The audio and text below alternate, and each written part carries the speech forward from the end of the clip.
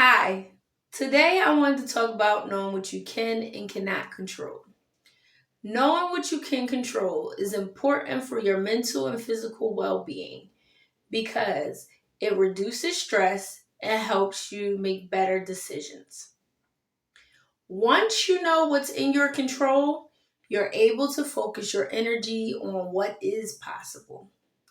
This mindset frees you from the frustration of trying to change things you have no control over. So let's dive into some things you have no control over. First thing we can't control is what others think of us. People are going to think whatever they want to think about you, period. Yes, you can do things here and there to make a good impression, but in the end, it's up to that person what they think about you. Most of the time, people can only perceive you from their level of awareness. The second thing you cannot control is what happens around you. Sometimes in life, stuff just happens. You can choose who you're with and where you go, but there are plenty of stories where people just happen to be in the wrong place at the wrong time. The third thing we have no control over is what others say. No amount of telling someone about themselves is going to change what they say unless they want to change it. The fourth thing we have no control over is other people's attitudes, beliefs, or reactions. The fifth thing you have no control over is someone else's beliefs.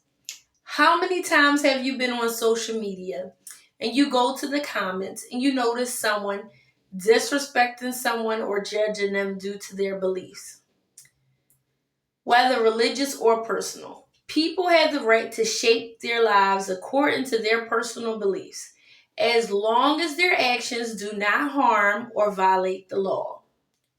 Lastly, keep in mind we have no control over the past or the future. The past is just that. It's gone. All you can do is learn from it so you don't make the same mistakes in the present. The future has yet to arrive. To some extent, our future is shaped by what we do in the present, but the future still has so many unforeseen things that could happen, which is out of our control. So let's let this sink in for a moment because a big amount of things we worry about are not in our control. Okay, so let's shift our focus to what is in our control because that's where your power lies. The first thing you can control is how you respond to other people's behavior.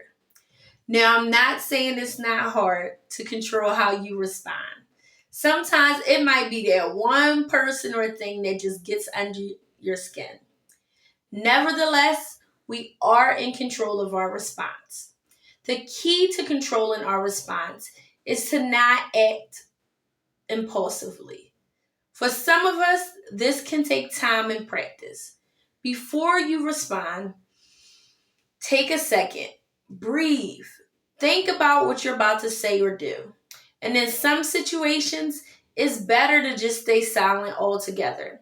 Silence is not weakness. It takes a whole lot of strength and maturity to not respond than to tell someone off. Part of emotional maturity, is controlling your response. The second thing we can control is how we speak and treat others. You never know what someone is going through in their lives, so be kind, even if someone's being rude. You don't want to match energy. Instead, you want to transmute it by not lowering down to their level. Stay calm and carry on. A lot of times, people are going through stuff, and instead of dealing with those issues, they let it fester until they snap. And now their frustrations are directed at you. The key is to be mindful of what's going on around you. If someone is yelling, disrespecting, or overreacting, and it doesn't add up to what happened, more than likely, their response has nothing to do with you. So pause if you feel anger starting to boil. Breathe. And in most cases, don't respond. They may realize they're overreacting because you're not feeding their fire. So they just look silly. Thirdly, despite all the drama, chaos, and distractions, you are in control of what you give your time, energy, and attention to. If someone you hang around is constantly complaining, stop spending time with them or learn how to change the subject. If the media keeps running negative stories, turn it off. What you give your focus to is important. Don't give your precious time, energy, and attention to things you don't want more of.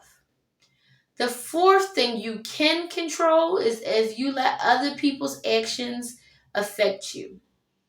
Sometimes in life, people do things to you that you had no control over. It could have been from your childhood or present day. Don't harbor on those things. A lot of people walk around looking like adults, but inside they're still wounded children. Heard about what somebody did to them as a child, what some coworker did or said to them.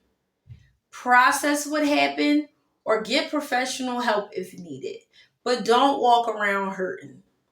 The sixth thing you can control is your values.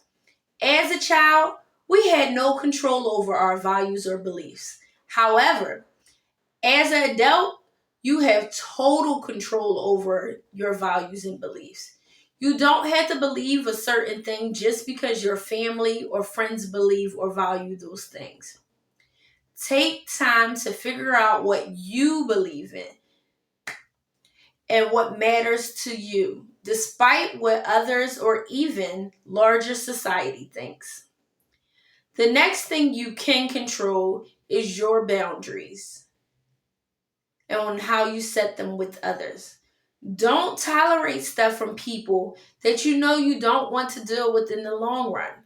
For some of us, we don't set boundaries because we want to be liked or we don't know how to say no to others. However, in the end, having people pleasing tendencies only hurts you and you deny a part of yourself to make others happy. In the end, it winds up being easier to just say no. And lastly, you control what you do in the present moment. The present moment is all there currently is. Being present, you find clarity in the now.